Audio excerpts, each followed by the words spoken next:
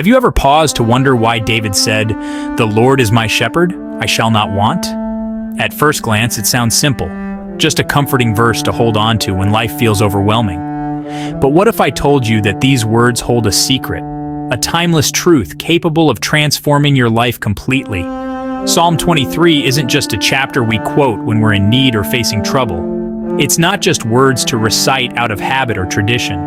It's a blueprint for a life filled with peace, trust, and divine provision. Hidden within its lines is a revelation of who God is and how He desires to walk with us every step of the way.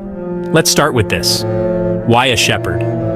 Of all the titles David could have chosen for God, why did he pick this one? Kings, warriors, judges, these are strong and mighty roles. Yet David chose a shepherd, an image so gentle yet powerful. A shepherd is not someone who watches from afar. A shepherd lives among his sheep, knows their names, and cares for their every need. A shepherd leads, protects, and ensures his flock thrives. David himself had been a shepherd, so when he declared, "The Lord is my shepherd," he was making a profound and personal statement, one that revealed a deep intimacy with God. Think about that for a moment. God, the creator of the universe, is not distant or uninvolved in our lives. He is our shepherd. He sees us. He knows our struggles, our fears, and our weaknesses. He understands the terrain we walk through, the dangers that surround us, and the needs we have, sometimes before we even realize them. When David said, "I shall not want," it wasn't wishful thinking. It was an active declaration of trust. How often do we find ourselves striving, worrying, and scrambling for security? The world teaches us that there's never enough, that we must do more, achieve more, and compete harder. But here is the truth David discovered. In the care of the Good Shepherd, we lack nothing. Not because we have everything we desire, but because God provides exactly what we need, spiritually, emotionally, and physically. "I shall not want" is more than a statement about provision. It's a posture of surrender. It's trusting that God's supply is sufficient, that His timing is perfect, and that we don't need to chase after temporary things to feel complete. The psalm continues, "He makes me lie down in green pastures." Have you ever noticed how hard it is to truly rest?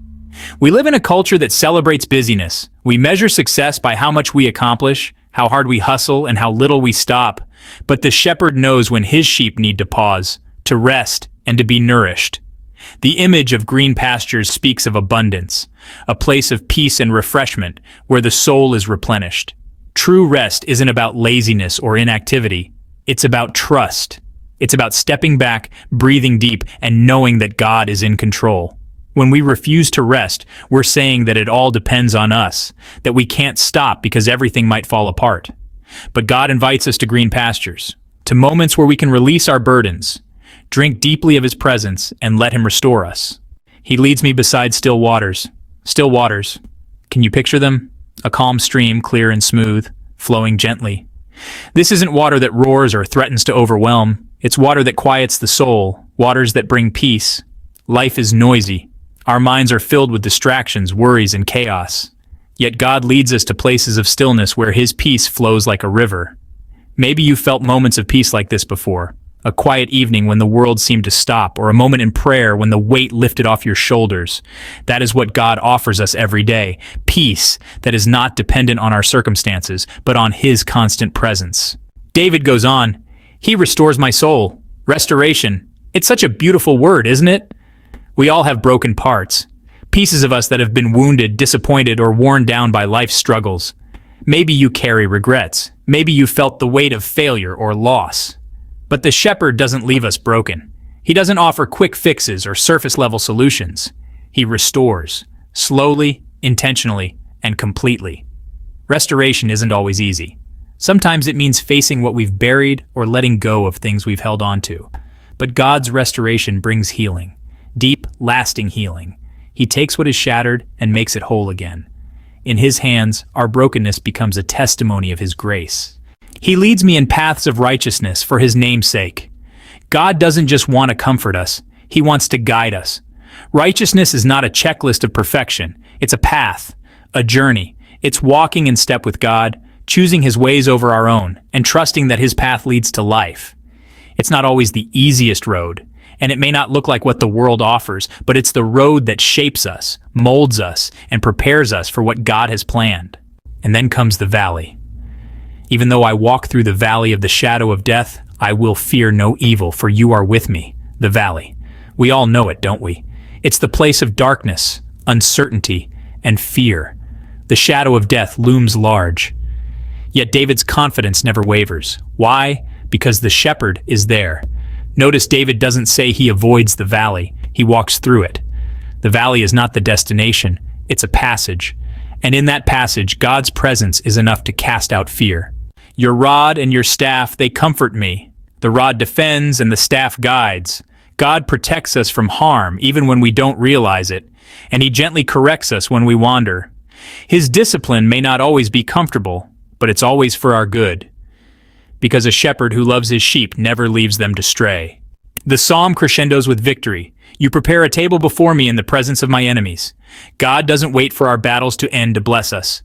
Right there, amidst the opposition, the doubt, and the struggle, he prepares a feast. It's a declaration that his favor cannot be stopped. My cup overflows. God's blessings aren't just enough, they're abundant.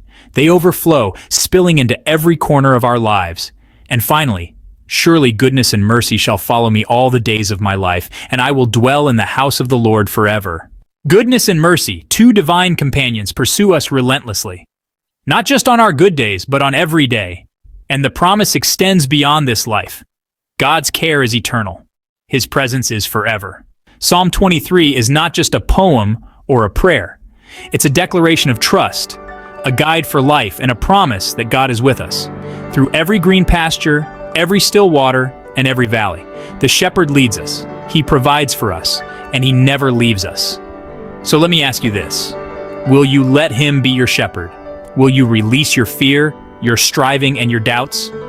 Because when you do, you'll find peace that surpasses understanding, provision that never runs dry, and a life overflowing with his goodness and mercy.